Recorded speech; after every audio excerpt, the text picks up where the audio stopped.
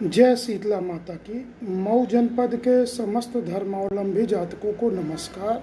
हम इस वीडियो में कल रविवार, जो कि कल देवशयनी एकादशी है, उस पर हम चर्चा करेंगे। कल जो नवजात शिशु उत्पन्न होंगे उनका क्या राशि का नाम होगा, क्या वो गंडमूल 27 नक्षत्र में रहेंगे, क्या वो मांगलिक होंगे या वो काल सर्प योग से ग्रसित होंगे, इस पे चर्चा करेंगे। और जो भी मेरे यहाँ जातक कुंडली बनवाए हैं, हम कुंडली को अच्छे से समझाते हैं, उनमें ग्रह स्थितियों को अच्छे से समझाते हैं। तदुपरांत महादशा, अंतरदशा, प्रत्यंदशा, सूक्ष्म दशा का फल समझाते हैं। यहाँ तक हम समझा सकते हैं। तदुपरांत रोज के जो मुहूर्त होते हैं, उस मुहूर्तों में क्या करें और क्या न करें, वो हम इस वीडियो के माध्यम से अपने जातक को बताते हैं। तो यह वीडियो उन जातकों के लिए है, साथ में उन दंपतियों के लिए भी है जिनकी कल संतान उत्पत्ति होनी है। वो बच्चों का क्या राशि का नाम रखेंगे, मांगलिक काल सर्प योग से ग्रसित या 27 में पड़े हैं कि नहीं, और विशेष उनके गुण, ये सब आप इस वीडियो में जान जाएंगे। तो आइए आरंभ करते हैं। कल रविवार 6 जुलाई सन 2025 संवत 2082 का आषाढ़ शुक्ल पक्ष जो है एकादशी तिथि है। एकादशी तिथि रात्रि 8:26 तक रहेगी। तदुपरांत द्वादशी तिथि लग जाएगी।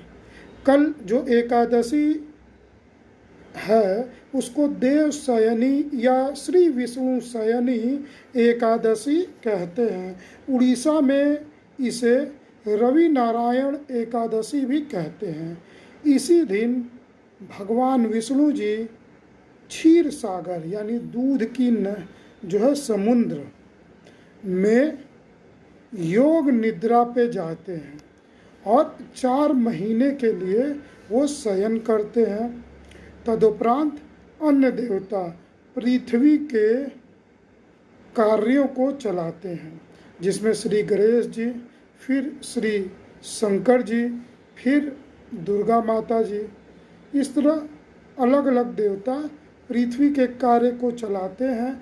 और कार्तिक शुक्ल पक्ष एकादशी, जिसको देव उठनी एकादशी या प्रबोधनी एकादशी कहते हैं, जो कि दिवाली और छठ के बाद पड़ता है और देव दीपावली से 3 दिन पहले पड़ता है। तब भगवान विष्णु जो है वह जागते हैं। इसमें जो भगवान विष्णु जी ने बलि को आशीर्वाद दिया था कि वह पाताल लोक में उनके द्वारपाल रहेंगे, तो इसमें कथाओं में ये आता है कि वह 4 माह की योग निद्रा में जा करके वह वही द्वारपाल का कर्तव्य निर्वहन करते हैं। उसमें बड़ी गुणता है।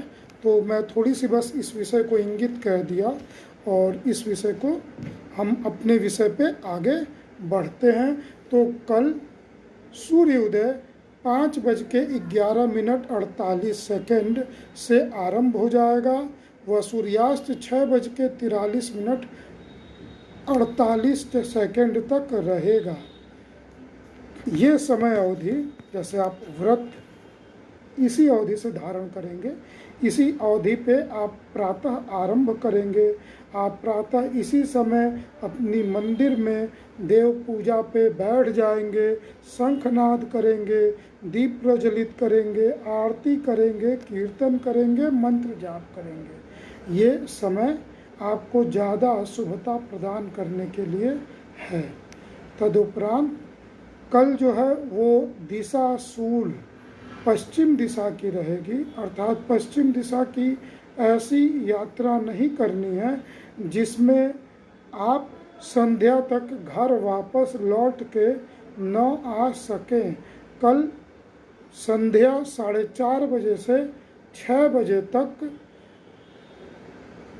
राहु काल रहेगा, अर्थात इस समय अवधि में आप नवीन कार्य आरंभ नहीं करेंगे, पहले से ही आरंभ किए हुए कार्य करते रहेंगे या इस समय अवधि बाद आरंभ करेंगे।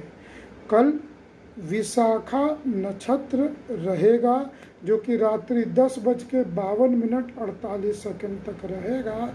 तदुपरांत अनुराधा नक्षत्र लग जाएगा।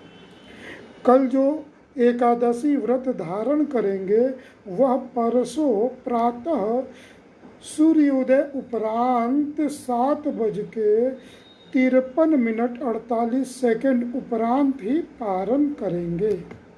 ठीक, अब विशाखा नक्षत्र गंड मूल नक्षत्र नहीं है, अर्थात कल जो भी जातक उत्पन्न होंगे उनकी 27 पूजा नहीं करवानी पड़ेगी, उनकी 27 पूजा नहीं होगी। अब विशाखा नक्षत्र जो है वह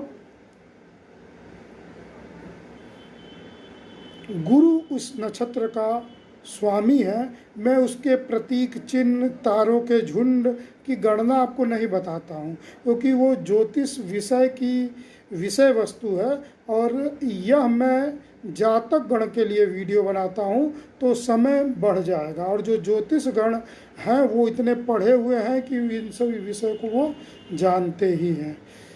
ठीक, तो यह जो है वह इस नक्षत्र का स्वामी जो है वो गुरु ग्रह है और देवता इंद्रागिन देवता हैं। विशाखा नक्षत्र लक्ष्य प्राप्ति में निरंतर करने वाले निष्ठा को दर्शाता है। ऐसे जातक धीरे धीरे अपने लक्ष्यों को प्राप्त करते हैं और फिर लक्ष्य प्राप्त करने के बाद भी बैठते रुकते नहीं हैं, अगले लक्ष्य की ओर अग्रसर हो जाते हैं। ये जातक धीरे धीरे अपने कर्तव्यों का निर्वहन करते हुए अध्यात्म की ओर अग्रसर होते हैं और निरंतर अपने कार्य कर्तव्य करने के आदत वाले होते हैं। ऐसे व्यक्ति जो है वह अपने कार्यों की पूर्ति के लिए कभी कभी थोड़े अनैतिक कर्मों की ओर कानून से विरुद्ध साधन अपना सकते हैं। ये स्त्री संज्ञक नक्षत्र है, तो जो जातक हैं वह स्वयं पूर्ण निर्णय लेने से बचते हैं और पराधीन रहते हैं। जब बड़े निर्णयों की बात आती है तो कुछ लोगों से पूछ कर ही यह निर्णय लेना पसंद करते हैं, प्रीफर करते हैं। ये जो नक्षत्र है ये जातक बहुत ज़्यादा इच्छा शक्ति बहुत ज़्यादा इनकी रहती है और मेहनत को बढ़ाते हैं। और ये जो नक्षत्र है विशाखा, इसके 3 चरण प्रथम द्वितीय और तृतीय तुला राशि में है जिसका स्वामी शुक्र है और अंतिम चौथा चरण जो है उसका स्वामी मंगल है, वृश्चिक नवांश में है। तो तुला नवांश में होने के कारण ये परिश्रम करते हैं, धनार्जन करते हैं और उससे सुख भोगने की अत्यंत कामना रखते हैं। ये आरंभ के 3 चरणों के विशेष गुण हैं। आप समझ गए। अब आइए हम इसके प्रथम चरण जो कि आज शनिवार रात्रि यानी आज 5 तारीख की रात्रि 8:15 से यह प्रथम चरण आरंभ होगा जो रात्रि 2:55 तक रहेगा। प्रथम चरण में राशि का नाम त पर बड़ी की मात्रा ती अक्षर से रहेगी। यह तुला राशि में पड़ेगा। तुला राशि में पड़ने के कारण राशि रत्न इसका हीरा है, उपरत्न ओपल है और रुद्राक्ष में 5 मुखी रुद्राक्ष इस नक्षत्र के जातक धारण करें तो उपयुक्त रहेगा।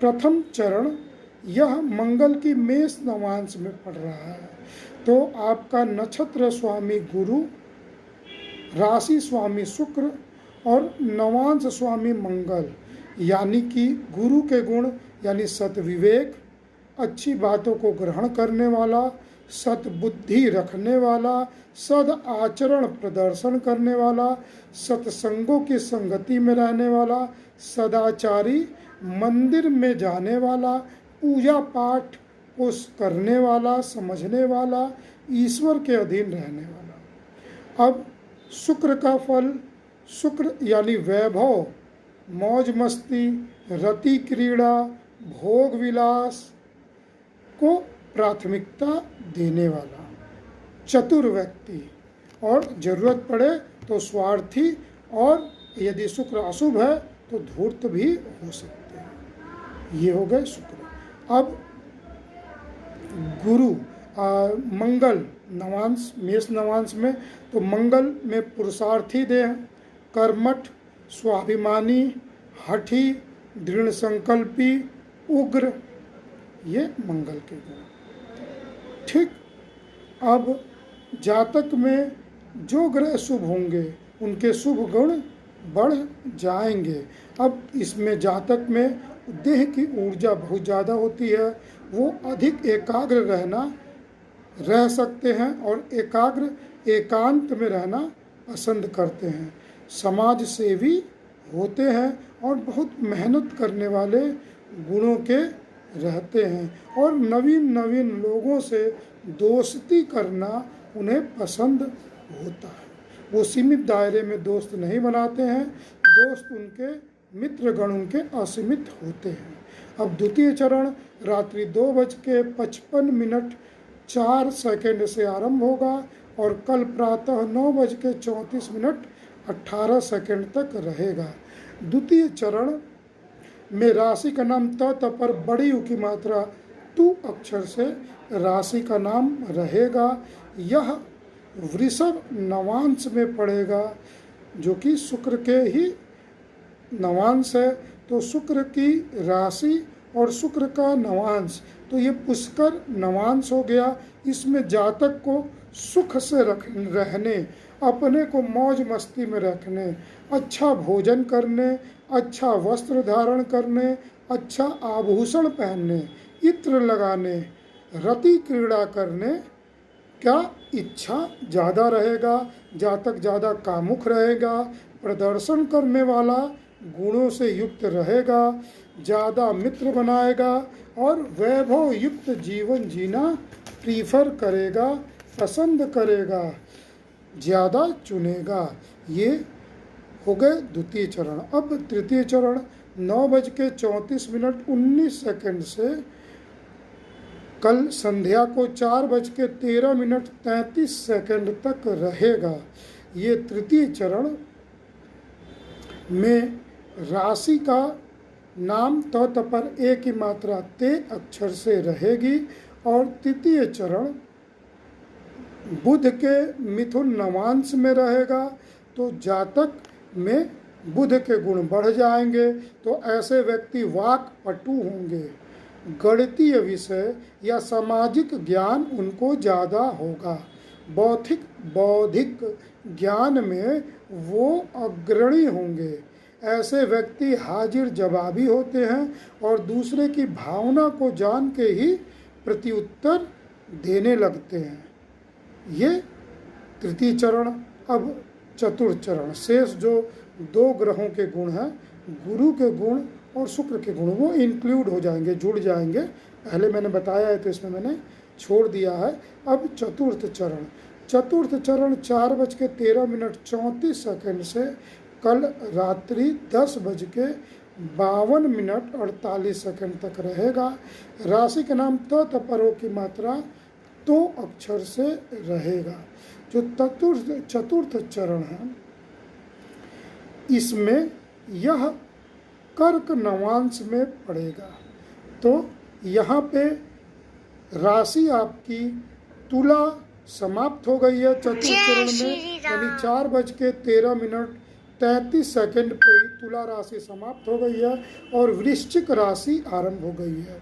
यानी जो भी नवजात शिशु उत्पन्न होंगे उनकी राशि वृश्चिक होगी, राशि रत्न मंगल होगा। अब इस नक्षत्र का स्वामी गुरु है, तो यह वृश्चिक राशि में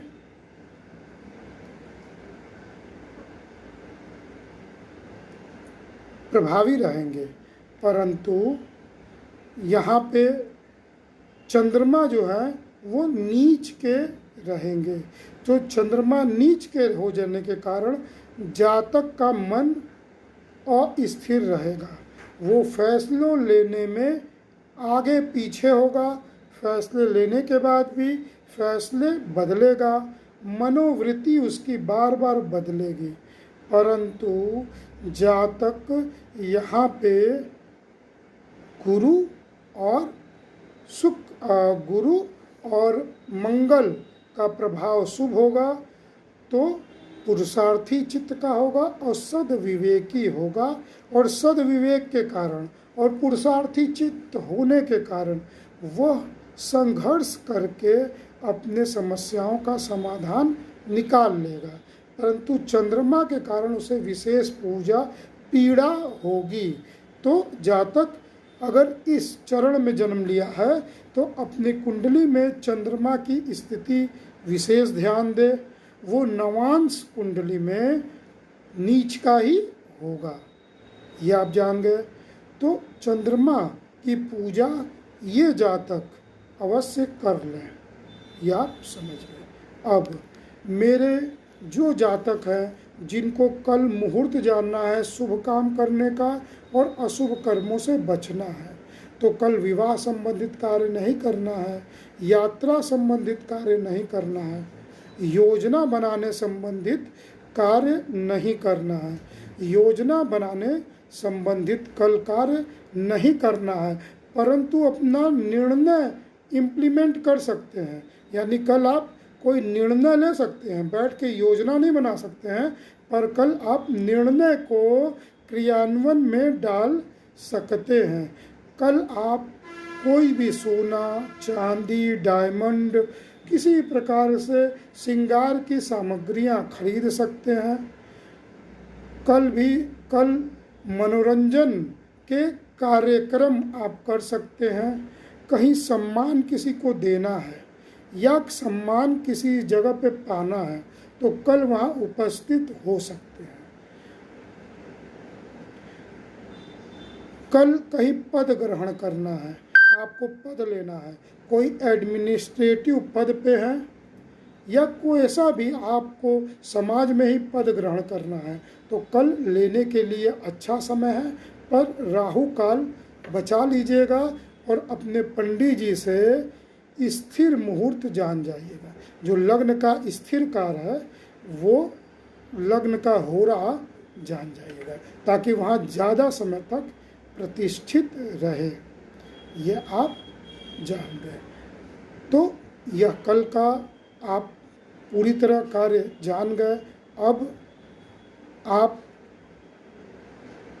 यह जाने कि कल जो जातक जन्म लेंगे वो चंद्र कुंडली से मंगला नहीं होंगे, और लग्न कुंडली से मंगला वो जन्म के अनुसार कुंडली बनाने पे मालूम चलेगा कि वो लग्न कुंडली से मंगला है या नहीं है ये। और कल जो जातक जन्म लेंगे वो काल सर्प योग से ग्रसित नहीं होंगे। तो यहाँ पे न तो 27 में है यानी गंडमूल नक्षत्र में जन्म है, न 27 पूजा होगी, न मांगलिक का दोष है और न ही काल सर्प योग से ग्रसित है, पर लग्न कुंडली से मंगला हो सकते हैं। ये आप पूरा विषय जान गए। आप घर बैठे पूरे विश्व से कहीं से भी हमसे कुंडली ऑनलाइन बनवाने को दे सकते हैं। पूरी हस्तलिखित प्रमाणित कुंडली हमारे यहाँ बनती है, यानी हाथों द्वारा बनती है, कंप्यूटर द्वारा नहीं बनती है। सेकंड तक की गणना एक्यूरेट की जाती है। और आपको वीडियो कॉल द्वारा, यदि आप नहीं आ सके तो वीडियो कॉल द्वारा अच्छे से कुंडली आधे घंटे, 1 घंटे और 4 घंटे 3 प्रकार की कुंडली बनती है और इस समय अवधि में आपको कुंडली अच्छे से समझाई जाती है, आपके प्रश्नों का निराकरण किया या कराया जाता है। तदुपरांत कोरियर द्वारा कुंडली आपके निवास पे, आप जहाँ हैं वहाँ भेज दी जाती है।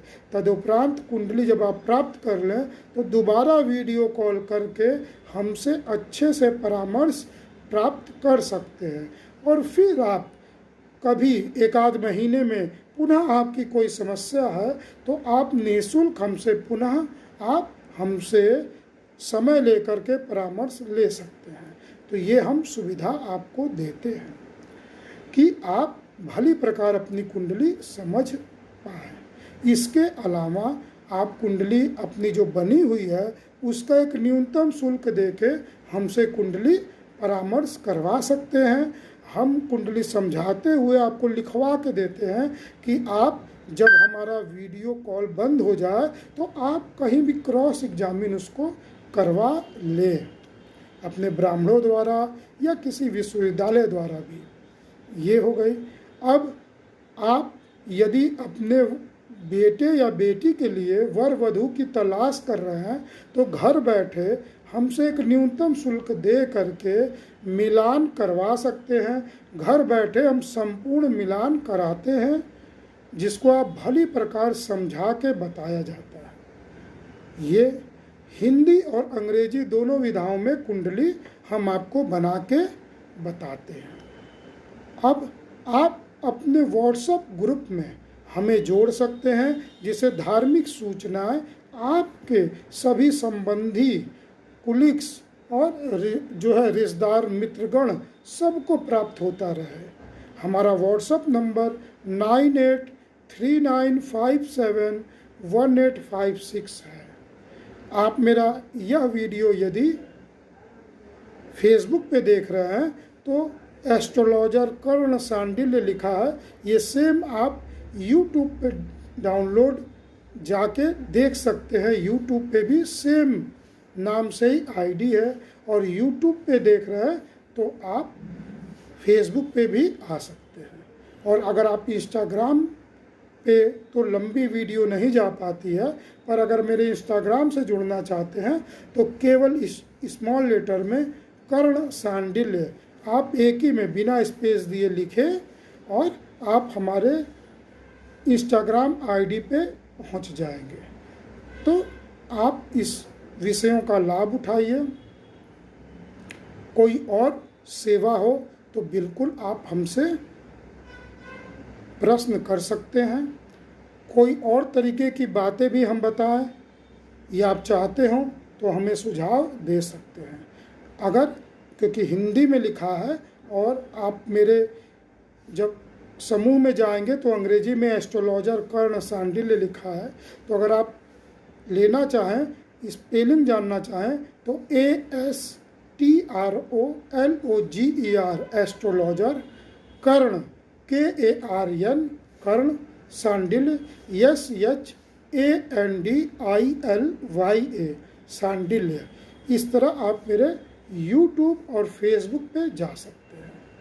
मैंने आपका मोबाइल नंबर अपना दे ही दिया है, दोबारा लेना चाहें तो 9839571856 मेरा व्हाट्सएप नंबर है।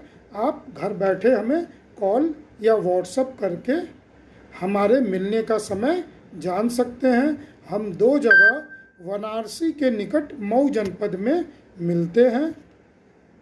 हम प्रातः शीतला मंदिर में मिलते हैं, जहाँ पे प्रांगण में ही, शीतला मंदिर के प्रांगण में ही दुकान नंबर 20 से 24 हमारा प्रतिष्ठान है, हमारा कार्यालय है, जो नागा बाबा के समाधि के सामने है। और दूसरा कार्यालय अली बिल्डिंग शहादतपुरा में रोडवेज और रेलवे स्टेशन के पास बैंक ऑफ इंडिया के सामने ही है। तो आप कहीं से यदि आ रहे हों तो आपको रेलवे स्टेशन और रोडवेज के वॉकिंग डिस्टेंस पे ही है, तो आप पधार करके हमसे सेवा ले सकते हैं। तो आप ज्योतिष विषय का लाभ उठाएं। और मैं तो 16 संस्कार मेरे इस कार्यालय संपूर्ण ग्रुप का नाम है, क्योंकि 16 जो है वो गर्भ धारण से जो है वो मृत्यु उपरांत जो है संस्कार होता है, तो वो सभी 16 संस्कार आप अपनाएं, अपने जो इस मानव देह को देवता तुल्य बनाएं और इस देह को छोड़ के पुनः आप मानव शरीर धारण करने की आवश्यकता न पड़े और आप मोक्ष की प्राप्ति करें। इस कामना को लेते हुए मैं सदैव कहता हूँ कि आइए 16 संस्कार अपनाइए, अपने कुटुंब को काशी बनाइए। तो इस विचार के साथ धन्यवाद। वंदे मातरम।